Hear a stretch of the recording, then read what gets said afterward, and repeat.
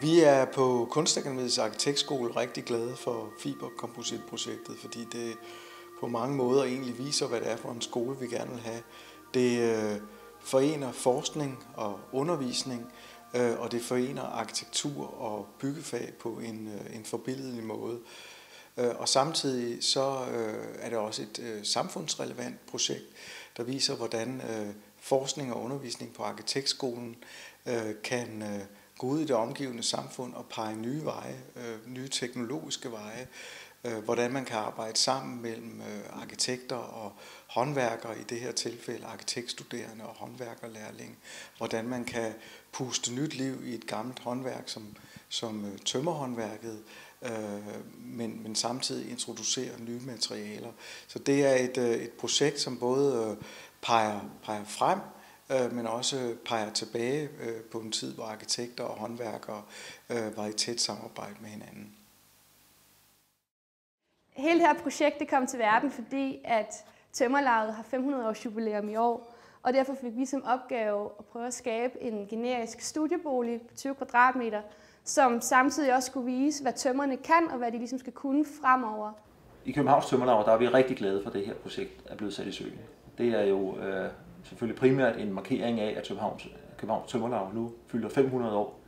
Men vi ser det også som en unik mulighed for at promovere tømmerfaget. Tømmerne har altid været enormt kendte for at være innovative og også komme ind på andre arbejdsfelter. Og det der ligesom er værdien i det her med samlinger, det er, at man har nogle elementer, som i sig selv ikke har den store værdi, men lige så snart de bliver sat sammen på en speciel måde og låser, så får de en helt anden egenskab og bliver stærkere, fordi de hjælper hinanden.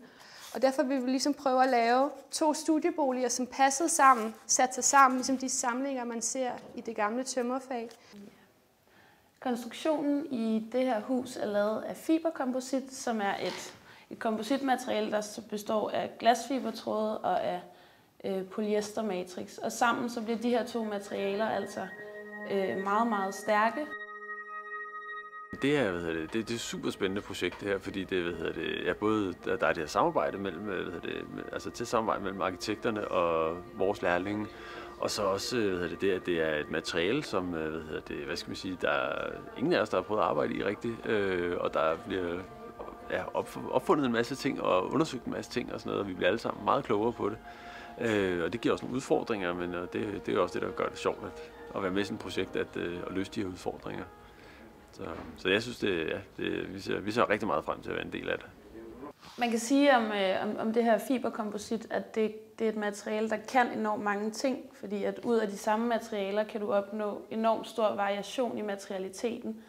Så når vi for eksempel taler om translucens, så kan den også variere. Så nogle steder i huset, der vil det blot være lyset, der trænger igennem væggen, hvor man føler sig ikke eksponeret sådan for omverdenen, når man går rundt ind i sin lejlighed, men man har til gengæld en enormt oplyst bolig. Det er jo sådan set et relativt nyt materiale, som fortrinsvis bliver brugt i vindmølleindustrien og lignende innovative brancher. Men vi synes alligevel, at materialet også kan pege fremad for byggeriet. Og vi er glade for at bruge vores jubilæum til at vise, at her er nogle nye materialer på vej frem, og det er materialer, som helt naturligt hører ind under tømmerfaget. Tømmerne har jo gennem årene været utrolig gode til at optage nye materialer og arbejdsmetoder, sådan at det rene arbejde med tømmer efterhånden fylder mindre og mindre, og det er alle mulige andre materialer, der spiller ind. Når vi er færdige her på fredag, så starter vi med at stille den op på konstruktionen på Rådhuspladsen. Det er sådan en arbejdende udstilling.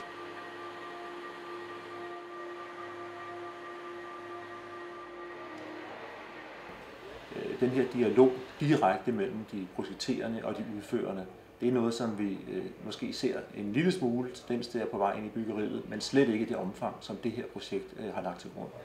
Og det synes jeg er utroligt spændende, at vi ved at fejre de gamle traditioner, alligevel kan finde nye samarbejdsformer, der kan pege fremad for byggeriet.